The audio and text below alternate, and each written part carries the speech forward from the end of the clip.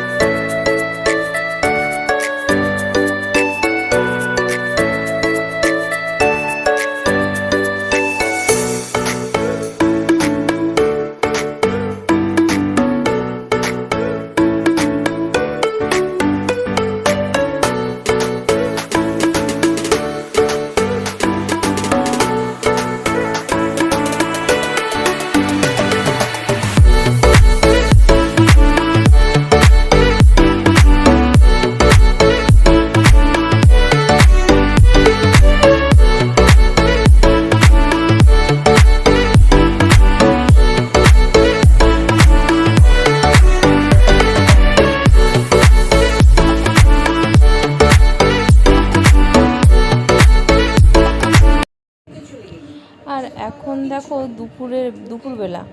তো দুপুরবেলায় কি হয়েছে, কদিন ধরে মানে ভাড়া বাড়িতে থাকি, তো আর উপর দিকটা প্লাইবোর্ডের কাজ করা আছে। তো এত বড় বড় ইঁদুর আমাদের ফ্রিজটা পিছনের তারগুলো সব দেখছি সকালে কেটে কুটে দিয়েছে।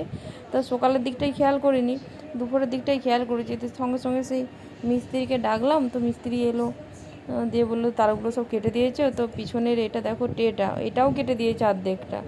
তো দুপুরবেলায় বললো যে একটু ধুয়ে দাও, ভালো করে পরিষ্কার করে দাও, আর যত খাবার দাবার মানে সবজি টবজি যত পেরেছে ওইটাতে নিয়ে ঢুকিয়ে দিয়েছে। তো দেখো রোদের বেলা পুরো এখনও প্রায় 1টা বাজছে। তো এটা ধুয়ে নিই আগে, তো তোমরা দেখতে থাকো।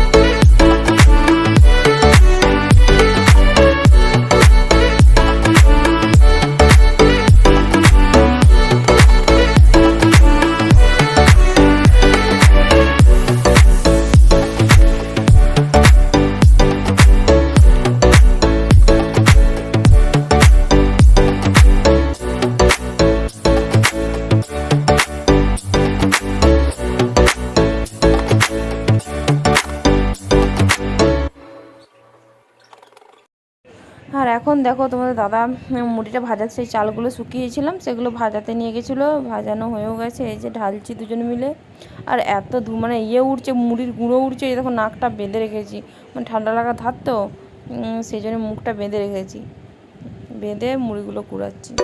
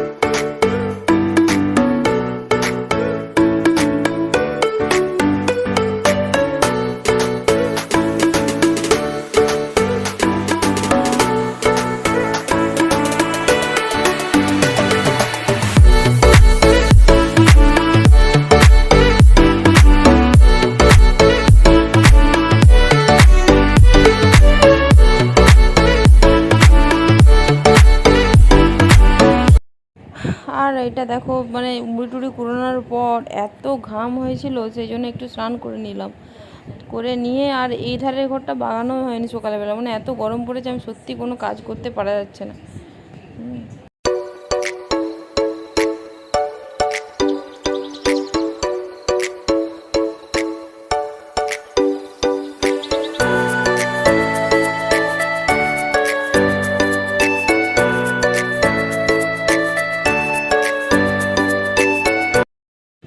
তো আমার এই ভিডিওটি এই পর্যন্তই।